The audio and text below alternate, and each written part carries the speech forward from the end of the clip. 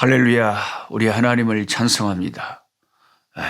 세월은 계속 흘러가고 여기 남부 아프리카는 이제 여러분이 옆에서 보시듯이 이렇게 아름다운 복사꽃이 피었습니다.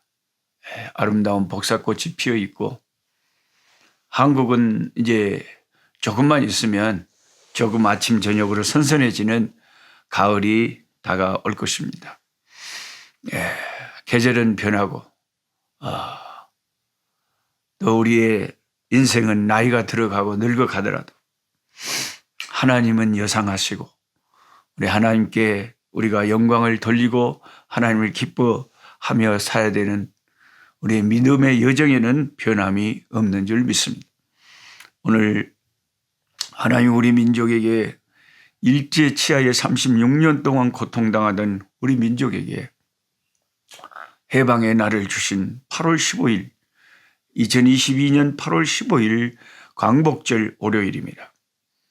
오늘 에레미야 27장에서 29장의 말씀을 읽으면서 우리 민족을 생각해 보기를 원합니다. 특별히 에레미야 29장은 유명한 에레미야 선지자의 그 포로로 잡혀가서 70년 만에 다시 조국을 찾아 돌아올 것이라고 하는 놀라운 말씀이 적혀 있는 참 은혜스러운 성경의 말씀입니다. 예레미야 29장 4절부터 14절을 제가 책에도 적어놨지만 여러분 성경을 가지고 지금 공부하시는 여러분은 같이 한번 성경 본문을 소리내서 여러분의 처소에서 함께 저랑 이 귀한 말씀을 함께 읽기를 원합니다. 에레미야 29장 4절에서 14절입니다. 만군의 여호와 이스라엘의 하나님께서 예루살렘에서 바벨론으로 사로잡혀 가게 한 모든 포로에게 이같이 이르노라. 너희는 집을 짓고 거기 거하며 전원을 만들고 그 열매를 먹으라. 아내를 취하여 자녀를 생산하며 너희 아들로 아내를 취하며 너희 딸로 남편을 맞아 그들로 자녀를 생산케 하여 너희로 거기서 번성하고 세잔하지 않게 하라. 너희는 내가 사로잡혀 가게 한 그 성읍에 평안하기를 힘쓰고 위하여 여호와께 기도하라. 이는 그 성이 평안함으로 너희도 평안할 것임이니라. 만군의 여호와 이스라엘의 하나님이 이같이 말하노라. 너희 중 선지자들에게와 점쟁이에게 미혹되지 말며 너희가 꾼 꿈도 고지 듣고 믿지 말라. 내가 그들을 보내지 아니하였어도 그들이 내 이름으로 거짓을 예언함이라. 여호와의 말씀이니라. 나 여호와가 이같이 말하노라. 바벨론에서 70년이 차면 내가 너희를 권고하고 나의 선한 말을 너희에게 실행하여 너희를 이곳으로 돌아오게 하리라. 나 여호와가 말하노라. 너희를 향한 나의 생각은 내가 아나니 재앙이 아니라 곧 평안이요 너희에게 미래와 희망을 주는 것이니라.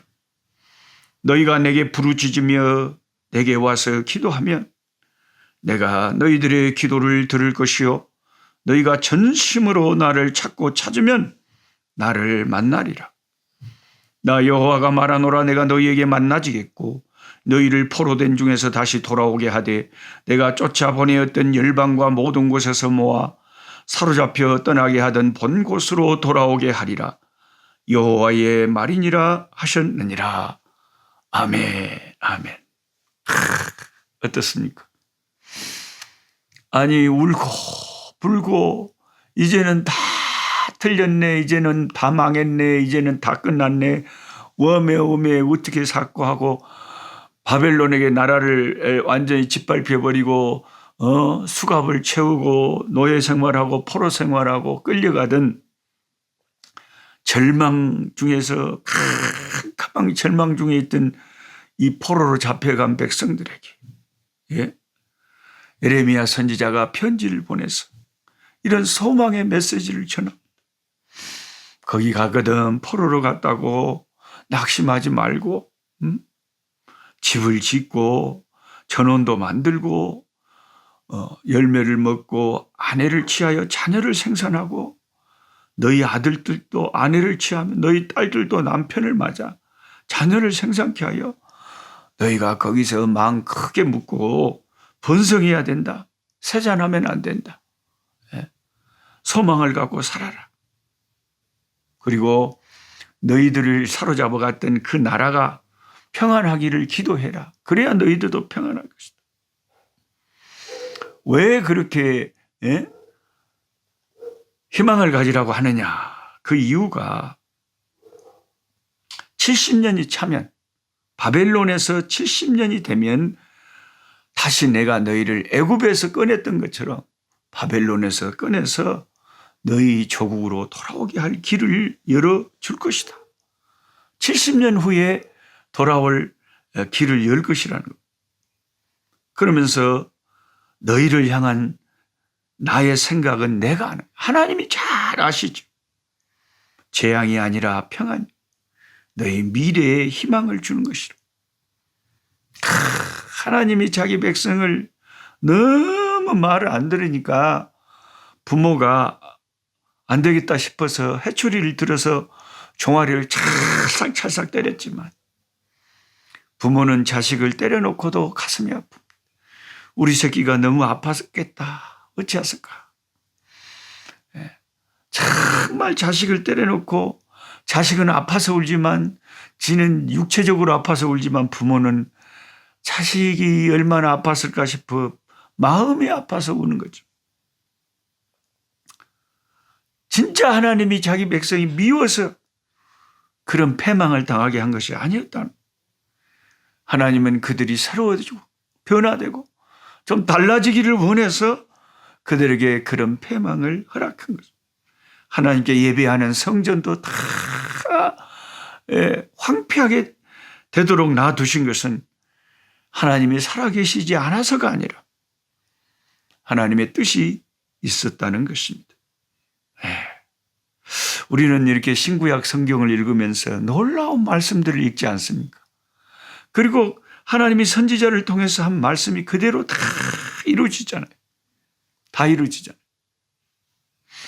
근데 우리가 한 가지 주의할 것은 이 말씀 중에 보면 선지자들과 점쟁이에게 미혹되지 말고 너희가 꾼 꿈도 고지 듣지 말라 그랬잖아요.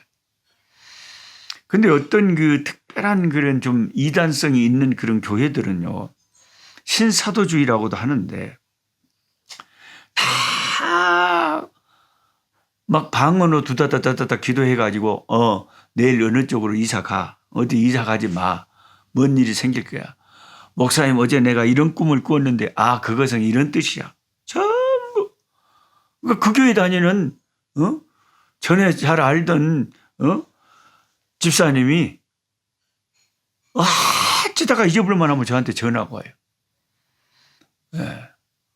무슨 일로 전화했어요? 그러면 어젯밤 꿈에 노 목사님을 뵀는데 그래서 전화를 하는 거예요. 그 꿈이 뭔 상관이요? 꿈을 의지하고 인생을 사나? 누가 뭔 애언 기도를 하고 방언 기도하고 그런 것을 완전히 기독교 점쟁이들처럼 그렇게 신앙생활을 하는 사람들이 얼마나 많은지 몰라요. 근데 똑같은 신앙생활을 해도 말씀 중심의 이런 신앙생활을 하는 분들이 제일 건전합니다.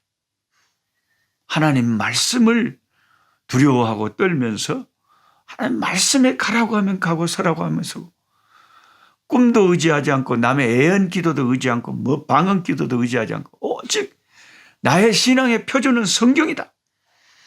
이런 말씀의 신앙의 뿌리를 확실히 둔 이런 신학, 이런 신앙 사상, 이런 것이 중요하다는 거예요.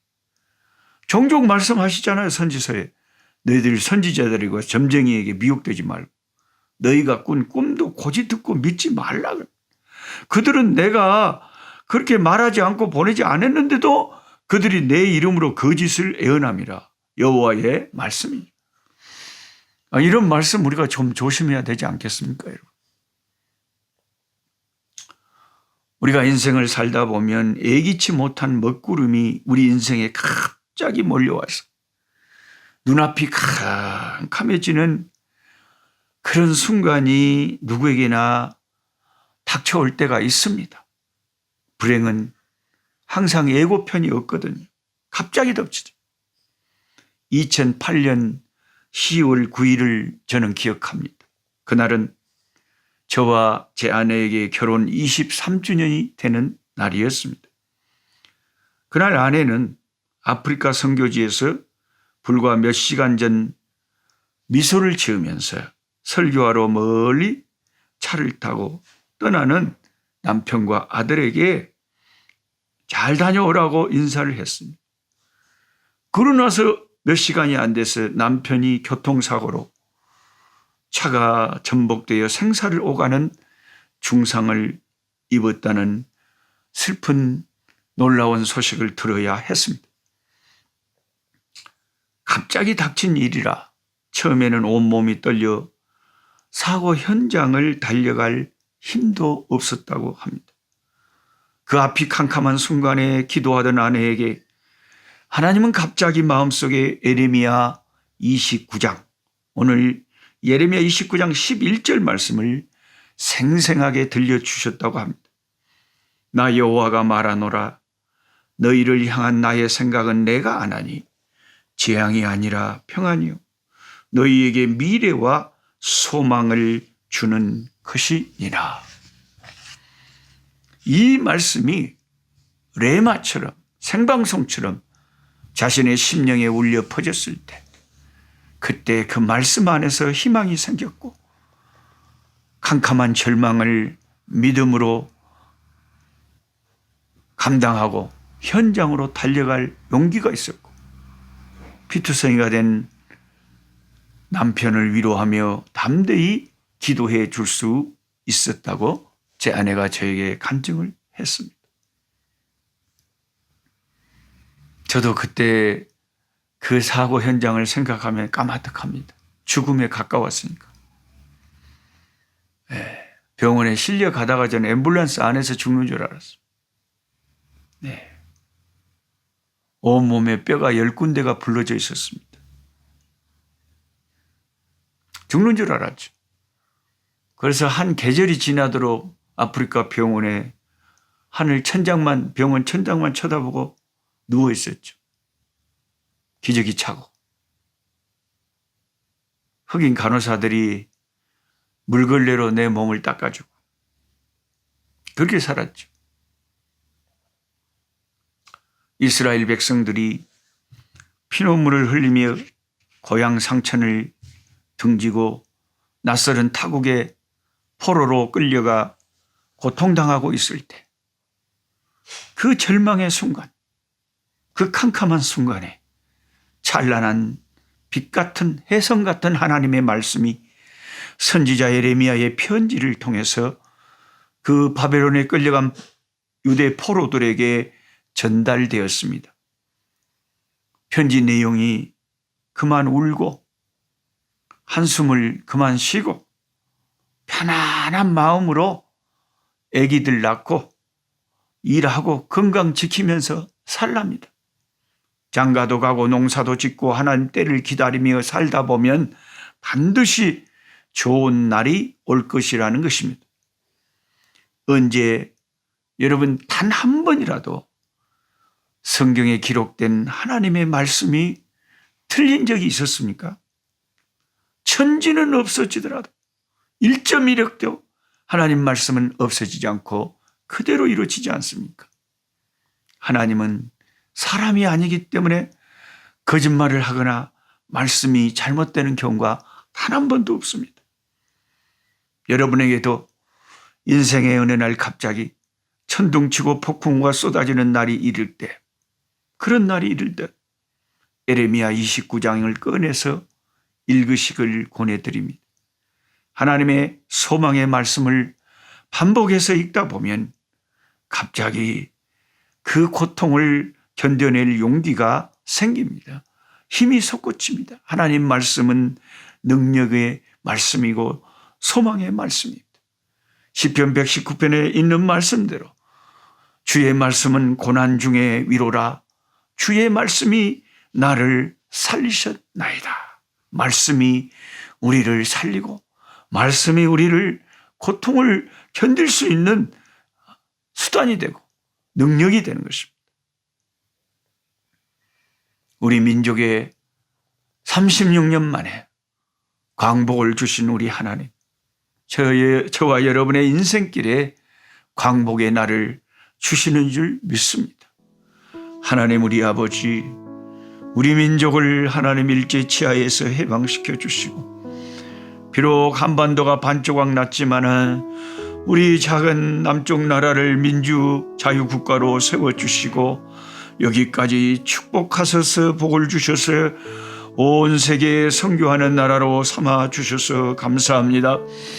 하나님, 때가 되면 북한에 고통받는 우리 동포들도 주께서 구출해 주시고 해방의 날을 주실 줄 믿습니다.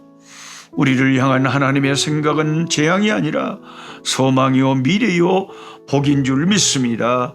주여, 힘들고 어려운 일을 당하며 함께 성경 공부하는 분들이 계시면 오늘의 이 말씀을 통해서 힘을 얻고 용기를 얻고 새 소망을 얻을 수 있도록 위로하시고 힘을 주시옵소서. 예수님의 이름으로 기도하옵나이다. 아멘.